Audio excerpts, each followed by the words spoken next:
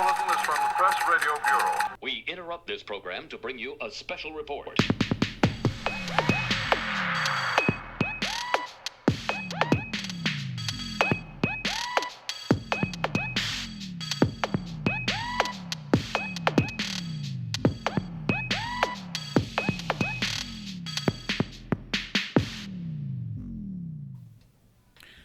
Hello and welcome back to the Frame Lab podcast. Hey, George. Hi, Gil. Well, we kind of have an interesting freeform special episode today. And for me, it's sort of a dream come true as someone who's not a cognitive scientist or a linguist, but who has done a lot of reading and research into things like, cognitive science, your books, books on social psychology and persuasion. It's fun to be able to sit and talk with you about how some of these mechanisms work. I like to call them Jedi mind tricks. Some people call them cognitive illusions. Basically, the idea being that there are ways that our brains work that, if you understand them well, makes communication easier, whether that's positive communication to make people do good things or to try to urge people to do good things, or, in other hands, it's the tricks of the trade used by con men, manipulators, advertisers to make you want or act in ways that maybe normally you wouldn't without such influence. So today what we want to do is talk about some different aspects of how the brain works through the lens of cognitive illusions.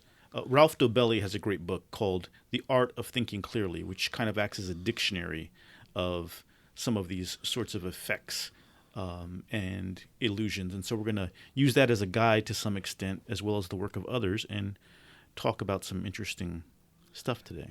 Well, I think about it very differently as a cognitive scientist. And the reason is that I study the way people really reason. And real reason uses things like frames, which we know about. It uses conceptual metaphors that we've been talking about.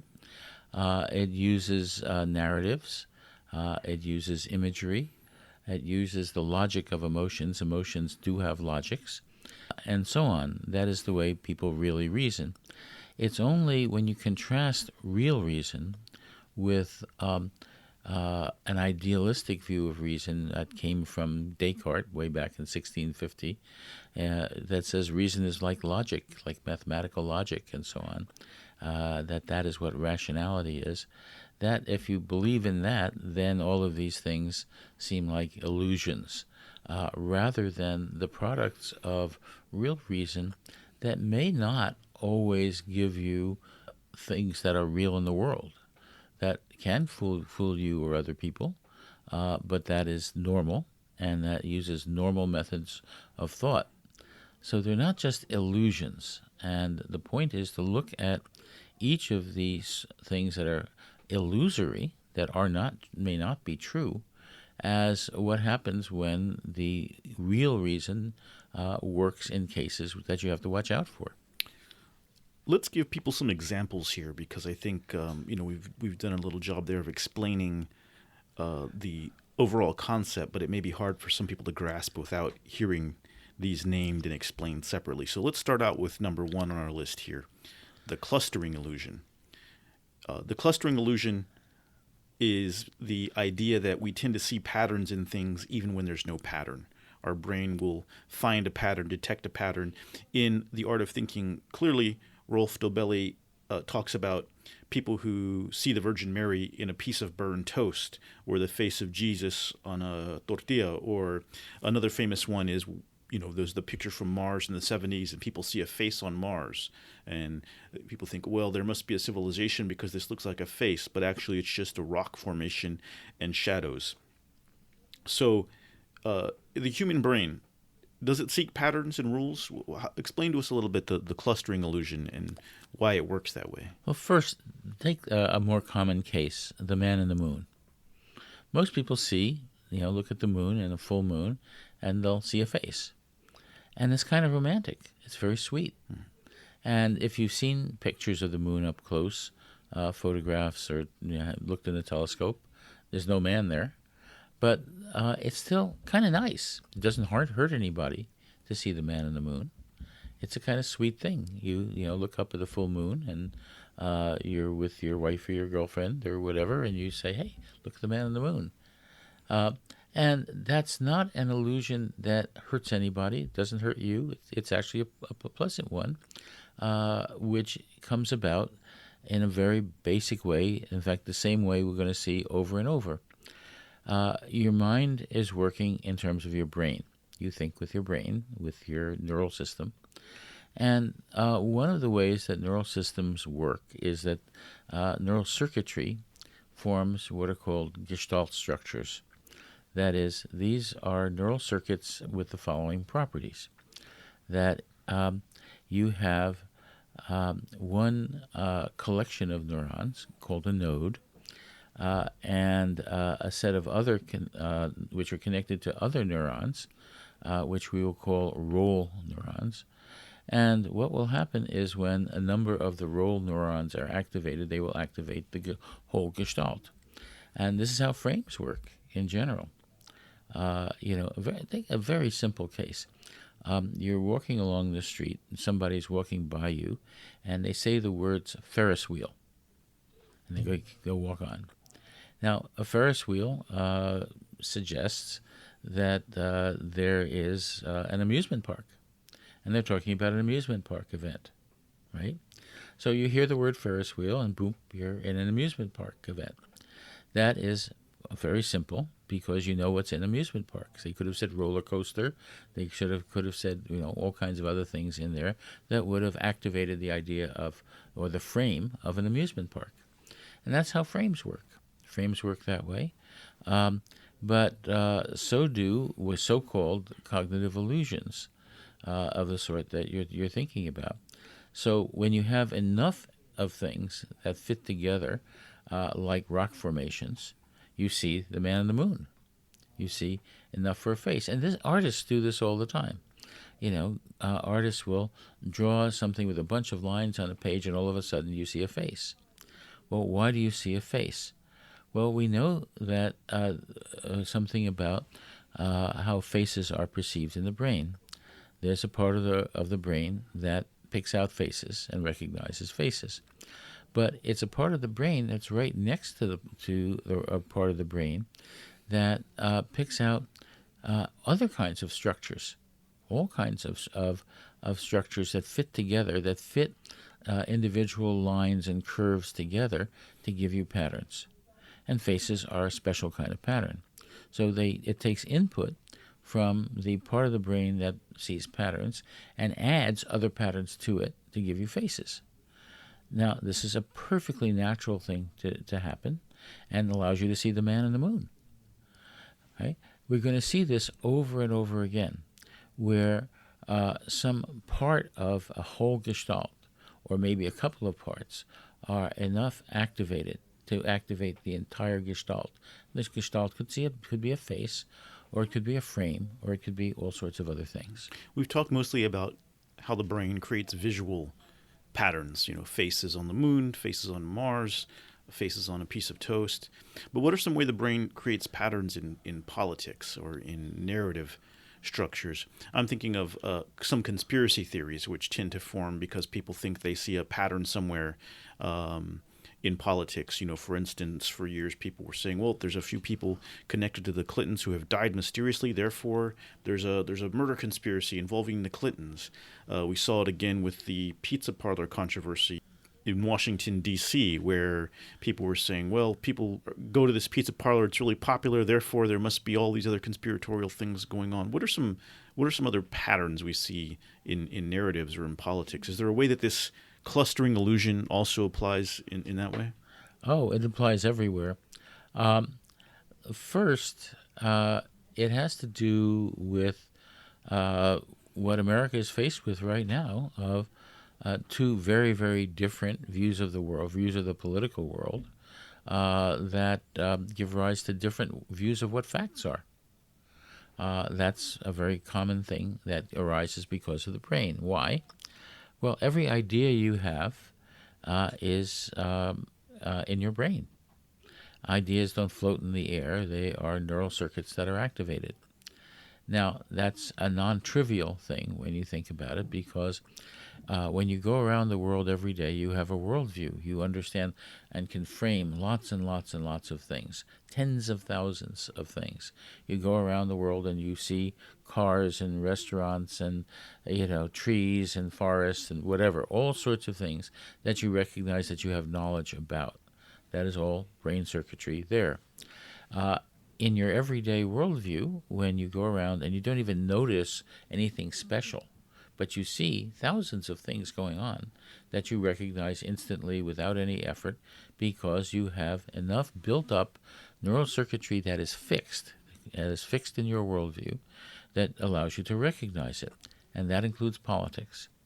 So if you're a conservative, you have certain conservative views, and we've talked about what they are. If you're a progressive, you have certain progressive views. Or if you're a biconceptual, or you're partly progressive and partly conservative, you have some combination of those. And they are part of your worldview, part of what you understand politically in general. And, so what happens when you get a fact that doesn't fit your worldview? Well, if it doesn't fit your worldview, you can only understand what your brain allows you to understand, basically. So there are certain possibilities. First, you might not notice it if it doesn't fit. A lot of things that don't fit, you don't notice at all. There's a great experiment that was done where people were passing around a basketball really fast, and in the middle of this, a guy in a gorilla suit comes in and goes around while people are concentrating on the basketball, and they never noticed the guy in the gorilla suit. Right? That's the most extreme example, but it's a well-documented case. And it's a very interesting thing that you may not notice things that other people notice when you're not concentrating on them, when you don't expect them to occur. Pickpockets also make use of these sorts of distractions in order to make you not realize that if you're looking over here, focused on some distraction they create, you don't see the hand in your pocket. That's exactly right. Very common, and politicians do it. We have a president who creates distractions every day to distract the public away from things that are threatening to him. Pickpocketing the national attention span. What about you've been a critic of pollsters who use methods that rely only on demographics. Are people maybe trying to see patterns in places where they think they exist and where perhaps they don't exist? Well, that is a very interesting question, because it also brings up the question of how statistics works. What people are doing when you get demographics used in polls, they're sort of questions of laziness. That is, the demographics are there; they're easy to get. They're usually from various other surveys that you have. And every 10 years we do a national survey of demographics, and people take those and they say, those are the easiest things to do statistics over. So let's do the easiest thing we can in the election and use the demographics. Whereas people really vote not based on things that are demographic categories, but on their values. Now, in many cases, values happen to correspond statistically to demographics. It does happen that there are red states and blue states and so on. There are demographic things that go along with this. It does happen that African Americans tend to vote Democratic more than Republicans, right? So there are statistical correlations with demographics, but the assumption that you can always do a survey and from looking at the statistics over the demographics get the right answer. And that's false when the real answer has to do with values. And the demographics may or may not reflect values. In the 2016 election, everybody was fooled because they thought, for example, that if you had women in the suburbs of Philadelphia who were college educated, then they would vote for Hillary. Well, they were also Republicans. They voted Republican. And that's the suggestion that Dobelli has in his book, is to regain your skepticism. And if you sense a pattern, seek external mathematical statistical evaluation and really question whether the pattern exists as you see it or whether there might be another explanation underlying it. But the statistics themselves can lead to this problem. That's the thing. You can't just use statistics to do it, you have to beware of the statistics, because the statistics don't necessarily tell you the truth. And this is extremely important.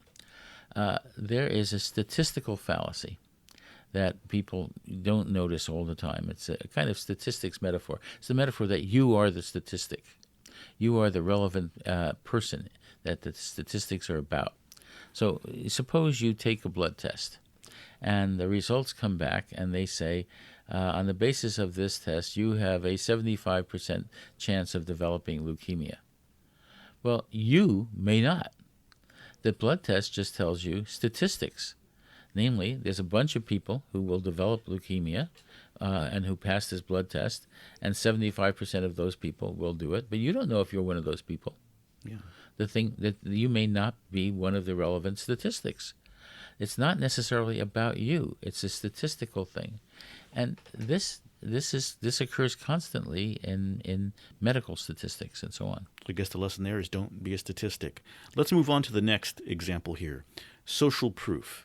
Now, social proof is one of my favorites because it's something you see a lot in politics, a lot in advertising. And once I became aware of the idea of social proof, I really started spotting it all around me. In his book, Influence, the social psychologist Robert Cialdini uses social proof as an example of one of the 6 most persuasive techniques you can use in advertising or politics. He wrote the book not so that people would use it as a weapon, but so that they could defend themselves from these sorts of influential tricks. Unfortunately, most people who read the book, I think, read it to learn about how to influence people. So social proof is also known as the herd instinct. And that the overall meaning of that is that humans tend to value more greatly things which other people find valuable. They want to be a part of the consensus. They want to be in the group of people doing something that's popular. According to the people who research this is part of an ingrained survival instinct. So some examples of that are when an ad tells you that 90% of people like brand X, or when there are lines outside of popular clubs or ice cream shops to sort of create for people the projection that there's a great demand for this product. It makes you want to get in line as well. I've got a little story about that I'll tell later. Or another example is laugh tracks in sitcoms. Here are the spots where they're telling you, laugh now. And if you hear other people laughing, you realize, oh, that's supposed to be funny. Or if you're at a concert and one person starts clapping and then everybody starts clapping, right? There's these kind of, this effect of you want to be a part of the group, a part of the bigger group, and do what's popular to a certain extent. What's your take on social proof, George? It works, again, via the notion of frames that define social norms. That is, what is a social norm? It's the way you're supposed to behave. That is, there's a frame for your behavior, for the normal behavior of people. And the question is, are you one of those people? And then, what kind of a norm is it? Is it something that people who are smart do? Is it something that people who are well-informed do? Is it something that people of good taste do? So there are norms for people of good taste, people of intelligence, people who are well-informed, etc., and or just normal folks. And you have different frames for different social norms. So the question, given behavior of other people, is, one, is this a social norm? Is it a kind of social norm I should be following or want to follow? Or do I want people to appear that I am well-informed like this? What is my view of myself? What view do I have of who I want and what I want to project about onto the world? That's what Facebook is about. How do you want to project your image of yourself onto the world, which we are doing every day. We have a famous book called The Presentation of Self in Everyday Life. We present ourselves in certain ways. And what is called the herd instinct is more like that. It has to do with following social norms of a certain kind, framing them in a certain way, because all norms are framed. So it comes down to, again, since frames have to do with neural circuitry, what kind of neural circuitry do you have for framing social norms of certain kinds in certain contexts? And then the question is, what does this have to do with the presentation of self? And it has everything always to do, because you're always concerned with the presentation of self. Yeah, unconsciously, automatically, every time you comb your hair or choose what kind of shirt to put on, you're concerned with the presentation of self. Do you think that, as DeBelly says in the book, some of this comes from our evolution as social animals who had to work together to survive, basically, and that so we developed this instinct to be aware of what the herd is doing? The example he uses in his book is, if say you're standing, you're a caveman and you're standing with a group of other cave people, and suddenly everybody starts to run. Do you stop and wait and see what everybody's running from, or do you assume that everybody is running from a lion or a tiger or some other threat? Well, you assume it, but again, this is a just so story. The question is why, and are we neurally set up for that? Yes, there are neural systems that have to do with fear, and that activate fear. And the idea of a flight or fight instinct is not an instinct; it's a neural system that is set up for that. And we know something about the parts of the brain that are activated for fear, and what happens, and what they're connected to. Now, so the idea that there are these things, these instincts that happen, that this, by magic happened sometime, when we were cavemen or something like that, those are just so stories. They all have to do with the development of neural systems. One example that comes to mind to me is once I was standing outside of a popular ice cream shop here in Berkeley, and it was a line. There's always usually a line there. And a woman got in line behind us, and after about 5 minutes, she asked, "Excuse me, what is this line for?" And we said, "Ice cream." But to me, that stuck out as an example of social proof in action. She saw there was a long line. There must be something going on here. Let's get in the line. And then she finally got up the courage to say, "What's the line for?" And as I recall, she got out of the line once she found out it was a line for overpriced ice cream. But it's something you see a lot, I think, in politics as well. That's why campaigns are always trying to push polls out there that show favorable ratings for their candidates. If you got 65% of the vote or 70% of the vote and you're winning, you want everybody out there who has not made their mind up yet to be hit with the idea that the popular thing to do, that the winning candidate, the thing that most people want is this. Right now, it's, for instance, in the gubernatorial race, it's Gavin Newsom leading everybody. And so you have a lot of polls coming out that show that lead. And if you're on that campaign, then you want people to see those positive polls, because undecided voters might make up their mind based on who's going to win. On the other hand, you get ads from on your email coming in that says, "Disasters, we're losing, give $3 right away." Well, you mean the Democratic Party? Democratic Party I does think you this. see those from the Newsom. But the ice cream story is wonderful because I know that ice cream shop, and its name is carefully chosen. It's spelled ICI, which can be either pronounced icy or in French ici.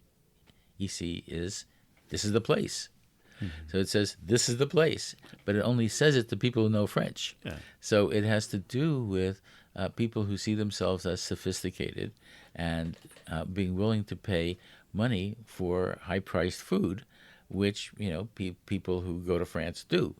So it's a very common kind of thing that is being used there. It's a message that through the language to people of a certain kind. Who have certain views of who they are, certain self identifications, presentations of self. Being the line in that line is a presentation of self. I had also once joked when I first found out about social proof that one day there might be an app to where people could rent lines outside of their new restaurant or business in order to convince people that this was a very popular happening spot. I meant that as a joke, but I believe last year there was an app that launched and probably crashed already to do just that, to bring a rented line to your business so that people would think that it's a hot happening spot and would try it out, because getting new customers is always the toughest thing. So I'd say to people out there, if you look around you now and you know that that marketers and advertisers know that people are very, very likely to want to do things that seem popular or that lots of other people are doing, you'll find examples of social proof all around you. Well, constantly, but again, these are presentations of self. Let's talk about the idea of reciprocity. Reciprocity is the idea that when someone helps us or gives us something for free, we feel obligated as human beings, most of us anyway, to give something back to them. The idea here is that was a beneficial survival strategy to share with others while we were in the wild and in groups and expect others to share with us. And so there's this ingrained desire, and maybe we were just all brought up with good manners, that if somebody does something for us, we should do something for them. If someone helps us, we should help them. If someone gives us something for free, we have an obligation perhaps to do something for them if they so request it. We see this appear in advertising and marketing in multiple ways. For instance, when you're offered a free gift to buy something, it's not really free. The price of that gift is built into whatever you're going to pay for the product that they want you to buy. But the free part is marketing because everybody wants something for free. And if you get something for free, maybe you should also do something for the people giving you something for free. It's a way to build trust. Another example is when the March of Dimes sends you that dime in the mail in an envelope, and you got to open the envelope to take out the dime. But what do? Just take the dime and throw the rest of it away? These are people who are trying to help vulnerable children and people who are sick. And so if they can send you a dime, can't you send them $1 or $5 or whatever? Same thing when environmental groups send you a bunch of free postcards, but they also want you to sign up. So what do? Do you throw the postcards away? Do you keep the postcards? If you keep the postcards, shouldn't you sign up and become a member of the organization? Free samples in the supermarket is another, or in the mall. Someone gives you a bite of something for free, but they want you to buy the product. Or the worst to me is when you're walking through a mall and you've got these people trying to sell you the facial serums or the Dead Sea salts, and it's free, but it's not free. The moment you take it, you're in a conversation, you're in a dialogue, you're in a high-pressure sales pitch. So reciprocity, George, why is it that people feel obligated to do something once you do something for them? Well, there's a general conceptual metaphor that is very widespread that I've written about a lot. It has to do with the idea that doing something that's good for someone is giving them money. So when you do somebody a favor, they say, "How can I ever thank you? I'm in your debt. I owe you one." Things like that, where the words like owe and debt show up all the time. I owe you a debt of gratitude. That expression says just that. In German, the word Schuld is the word both for a monetary debt and guilt that you feel because you have done something and it's not that you haven't paid for in some way. And notice you pay for your crimes and so on. That is that notion of similarly when you do something bad for something, you're supposed to be paying for it. That is, you give money for it, and that is a very common metaphor. It's very widespread, and when you actually have real money, you are expected to pay. That real money works in a way that's very different from just doing people favors. And the return can be just a thank you. It can be a thank you note. So you're invited to dinner, you give a thank you note, or somebody does something for you, you send them a thank you note. So the idea of thank you notes are ways of paying back, and so on. We have things like that too.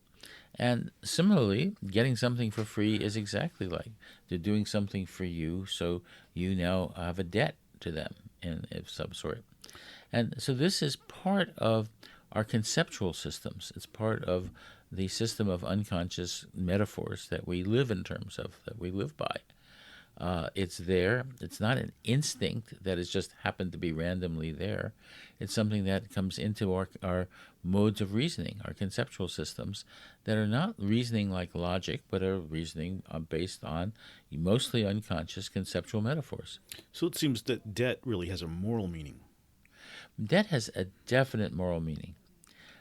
That's very important, because it says this is doing something good for someone. And that has to do with ethics, morality, empathy, and so on. So, yeah, debt definitely has a moral meaning. And you're supposed to be a good person if you pay your debts. You don't owe anything. Mm-hmm. It's important not to owe.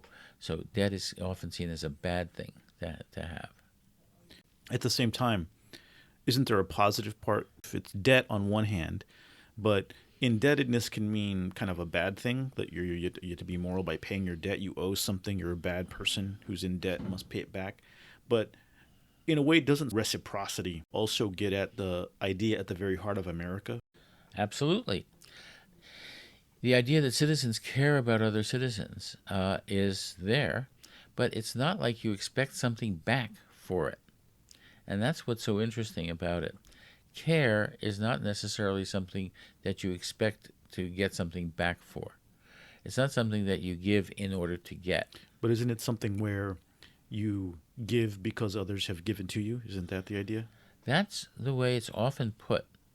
That is, you give because others have given it to you. It's what you owe.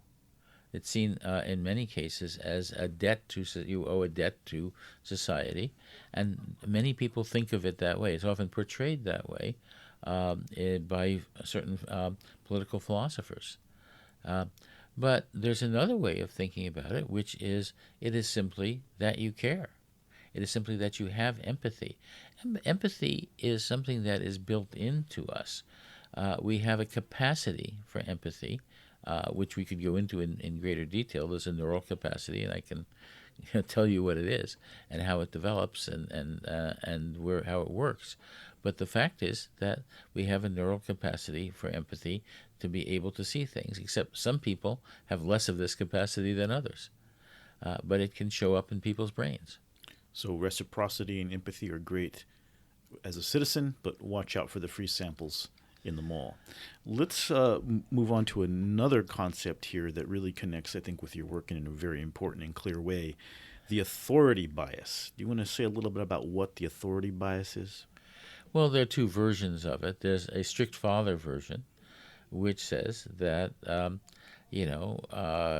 people in authority should be obeyed, and that the people who in authority deserve to be in authority, and they're the people that you should obey, and that other people should obey if they have authority over you. Period.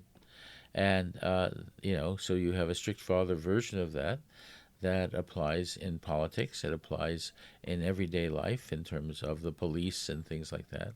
But there's also a question of deserving authority.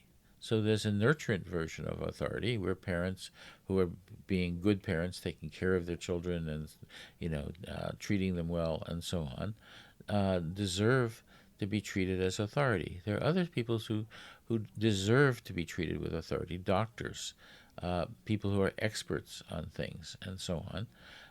There are reasons why you treat some people with authority with a respect that goes with it. And it's a very normal thing to do. The underlying concept here being that we tend to lend a lot of credibility to figures of authority or people we consider authoritative. And this is good many times, like when you listen to a doctor and take steps to become healthy, or when you put your trust in the airline pilot who will safely deliver you to your destination.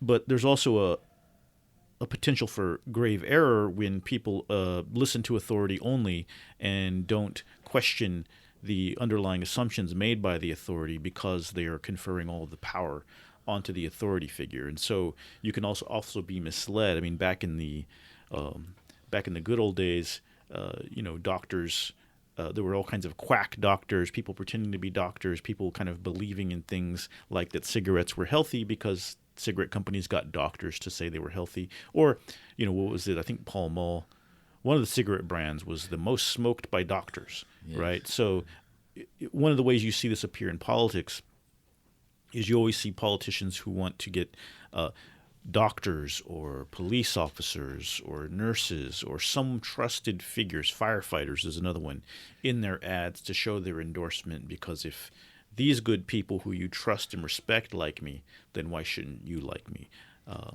that's the kind of way authority tends to operate in our political system. And there are good and bad parts of that. It's putting norms together with the issue of authority. That is, if people have a norm of obeying certain authorities and seeing certain authorities clustering themselves with other authorities, then you put all the things we've been talking about together and you get that effect. Do you think that conservatives tend to use the authority bias in their politics more than progressives, or do you think it's equal and different? I think it's equal and different. I think it's a totally different thing. Progressives very often have this notion of authority. One thing that comes to mind is there's a well-known woman senator who was one of the first women senators. And at one point, somebody said to her in the floor of Congress, "Thank you, ma'am." And she said, "The appropriate term is senator. Namely, I earned it. I've been working as a woman to do this." And, it's an interesting thing that I remembered. I remembered it simply because to say ma'am is to say that you have, a norm of being nice to women and respecting women, for their role as women. But here is a woman who wants to be respected for her role as a senator, which is not easy for a woman to do, and made a point of it because it is a political point. So having that authority respected. Having the authority respected because it was well earned and earned in the right way. Let's move on to the next concept here, the story bias. The idea behind the story bias is pretty simple. It's that humans are wired for storytelling. This kind of connects to the earlier clustering illusion, the idea that our brains tend to detect patterns, even if there's not a pattern in existence. So a story is a way in which we impose narratives and meaning and significance on sets of events, even if upon further inspection it turns out the story was not exactly correct or true. We tend to tell stories about ourselves, about other people, about things that happened. And hearing something said in a story is a great way to reach people, to engage their interest, and to some degree to convince them. Even if the story, again, going back to the example of conspiracy theories, even if the story is not true, people tend to remember a story more than they would remember different sets of separate. If they heard the separate facts, they might not see a story. They might not see a connection. But if you wind it all together with a story, then the connections become clear, even if there aren't really connections. So why are we wired for storytelling, George? A story is a complex frame. We're wired for putting together frames, which are neural circuits, and getting more complex neural circuits. But more than that, we live our lives in terms of stories about who we are. What is a biography? A biography is a story about someone's life. And there are different kinds of stories about about a single people's life. There's not just one. But we tend to have stories about our lives, and therapy is very often correcting people's stories about themselves. So, for example, there's the Cinderella story, that someday my prince will come. I'm just, this poor, not very nice person, but someday my prince will come. There's a movie out with Amy Schumer. Schumer. Drop Amy Schumer into this. Here's Amy Schumer here, but there, where it's, where she just wakes up one day, she bangs her head and decides she feels beautiful, and has a different story about her life, and it changes her life, because she acts differently based on the story she has about her life. That's what clinical psychologists discovered ages ago. Freud discovered this. That is, we have stories about what our lives are like, and we all do. And the question is how does that affect what we do? This is entirely related to the presentation of self. Facebook, as we saw, has to do with the presentation of self, and is the story we tell about ourselves. And the evidence for that are the pictures you put on Facebook and what you tell people about and your achievements and what you like and what you don't like. Those are presentations of self which have to do with the story you're telling about your life. And that kind of story is very important because there's a structure to stories. My undergraduate thesis, believe it or not, was about fairy tales and the structure of fairy tales, myths, etc., and literature based on mythology. And the idea there is that there's a structure to all of these kinds of stories. A common one in the fairy tale structure is that you have a complication and a resolution. Complication is something's going wrong, there's a threat, something bad has happened or might happen, there's a villain around, and so on. And then there's a resolution. You defeat the villain, you get over the problem, etc., and that resolves it, right? And very often you have a story about how you resolve problems in your life. That could be part of your life story. There are other very important parts of stories that are there. Politicians want to put out a good story. What is a political book about? A political book is about, here is my presentation of my life that shows you that I will be a good political leader. That's what the political book is for. Donald Trump was a hell of a storyteller in the 2016 campaign, right? It was all this hero narrative, the art of the deal, plus the sort of the hero who will ride into town, take no guff from anybody, set all accounts straight, and that'll be that. Right? You got it exactly right. That was the story. Make America Great Again. There's a story. It used to be great, but it's gone bad because you don't have the right strong leaders. And every story he tells, Obama made a bad deal with Iran or something like that. It's constant. It's that constant story over and over. So it was the idea that he could transpose his personal fairy tale of massive success that's actually bankruptcy and failure at every turn and superimpose that onto the story of America, which according to the Republican Party is always in decline when Democrats are in charge, even though the opposite of that is true. We always go up with Democrats, we always go down with Republicans. And so part of it was tapping into the number of people who wanted to hear that story and with whom that story resonated. In a big way, a campaign is telling a story and trying to tell the story that people want to hear and want to be a part of. And so it's storytelling in that greater narrative sense, but we also drill down and see the power of individual narratives. I mean, Barack Obama started with his books. Dreams from My Father, was an important book that brought his story to millions of people in terms of, I was raised by a single mother between two cultures in multiple places from Hawaii to, the Midwest. And this kind of helped to create this myth of Obama as this kind of perfect synthesis of the American story. Trump did quite the opposite, telling a dramatically different story. But what we see with the power of storytelling, there's good parts of it, but there's also bad parts of it. But the media is all about stories. And this is very, very important.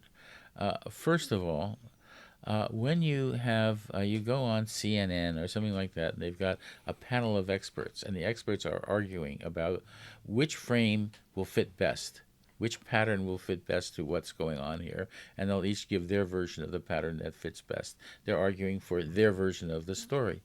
But reporters have stories. They're called stories. They have to have a story to present. The news is not just a list of random facts. They have to fit it into some kind of story. News is always about stories. The media is like that. There's this interesting thing came out about Trump when he was a developer trying to get more money for developers, and he can raise more money if it looks like he already has a lot of money, because that means he's been a success. And apparently at one point he took on a pseudonym, John Barron, and called Forbes magazine to try to get Forbes to get him trumped, or to get Trump, he claimed to see someone in Trump's organization, listed as one of the world's richest men in the Forbes list. And, that was what he did. He managed to get, with some success, get himself listed. And the point there was that if he could be listed in the media as being a success, then he would become successful. Fake it till you make it. You got right? it. That's a story narrative there. So stories, another really powerful mechanism for. So whenever you hear a story being told, you got to figure out who's telling the story, from whose perspective is the story told, and what is the purpose of the story. In a way, this is all directly connected to framing. Oh, it's all framing. But this is about history, too. I once did a study of types of history. There are only a small number of things that count as a history. There is the rise and fall of the Roman Empire or whoever. There's the grand battle history. There's the developmental history, how things develop over time, just like a person grows up and develops. The birth of democracy kind of thing, where it starts here and it's going to develop. And you have a small number of stories that count as histories. The word histoire in French is story, right? And it becomes history. A history is a story about something, about events. And there are only a small number of types of things that can count as a history.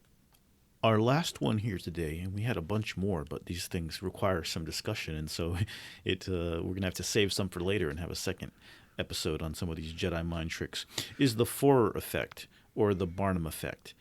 Anybody who's ever been to a palm reader or a fortune teller or read a horoscope will recognize the Forer effect. That's where a collection of somewhat general statements are made to say, well, let me see, George. I see that you have been a very successful person, but there are still things that you want to do. And there are people who have been in your way, but there are other people who've been helping you. And, blah, blah, blah. Well, all of that could apply to anybody in any situation, but it's the use of these general statements to convince people that you have specific knowledge about them, especially if you're a con person or a psychic or someone in one of those trades or arts. But in reality, your mind is personalizing this general information and is finding the pattern and the connection to your own life. When in reality, how could, a billion Leos in the world all have the same damn horoscope for the same week? Well, that's true, but there's something left out of this picture.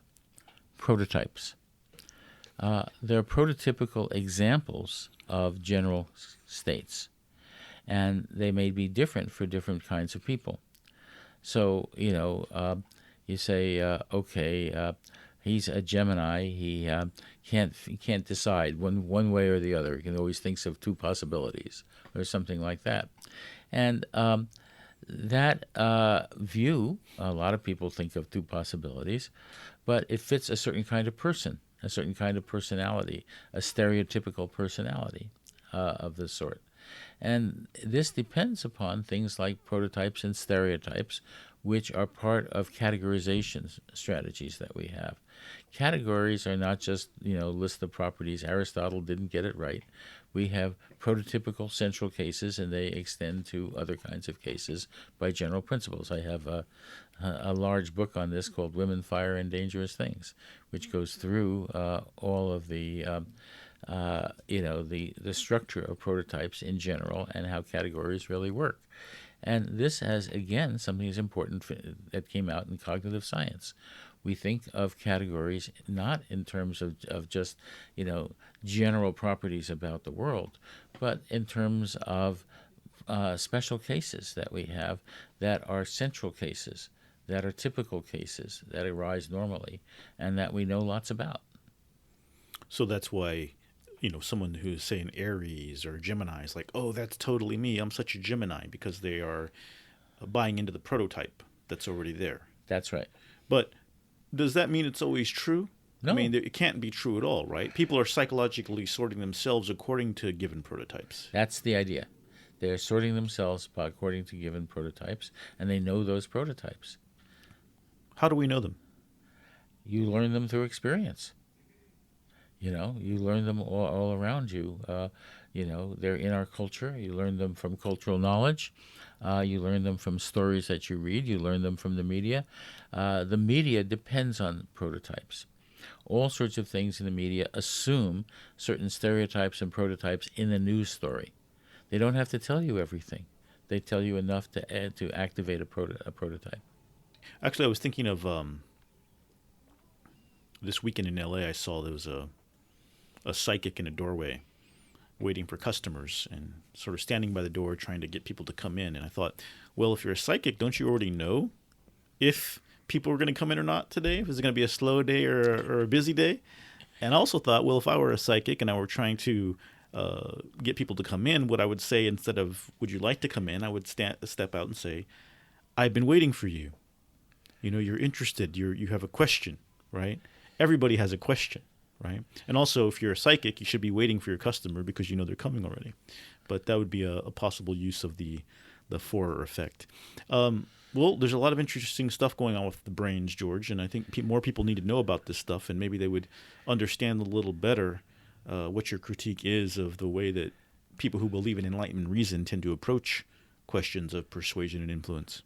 Well, with enlightenment reason, you believe a certain number of things. The first thing you believe is that thought is all conscious when it's 98% unconscious, and it's unconscious because you think with your neural system, with your brain, and you have no conscious access to the way your neural system is working.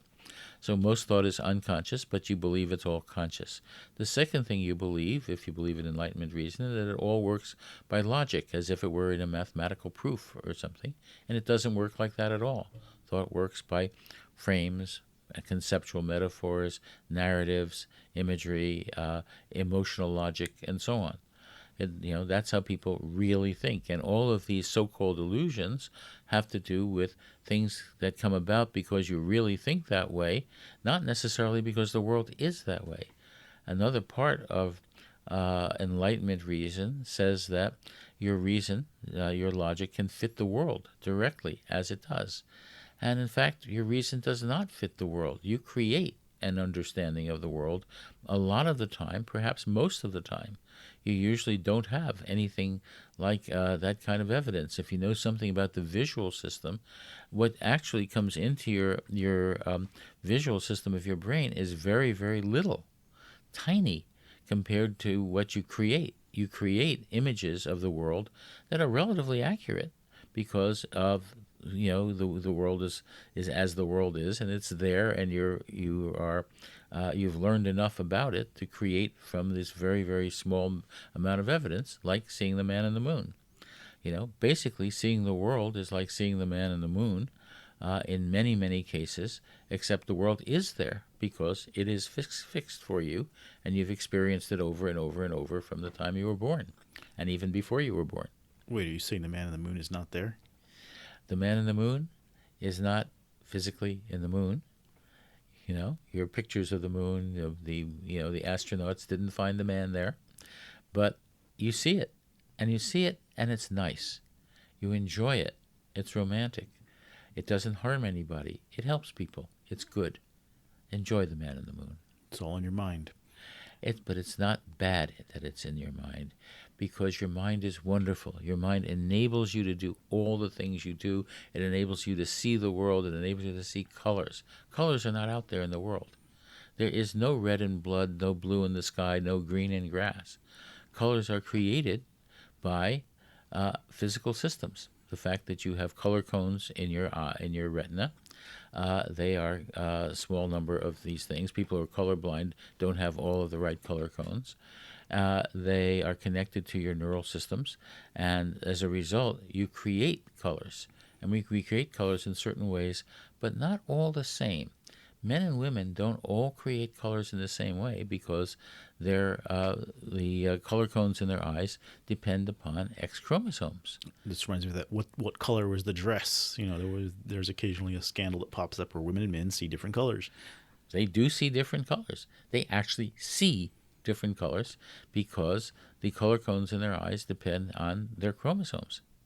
So there's no red, there's no blue, there's just moral worldviews that are contained in your neurocircuitry. Well, it's not that. What there is reflections.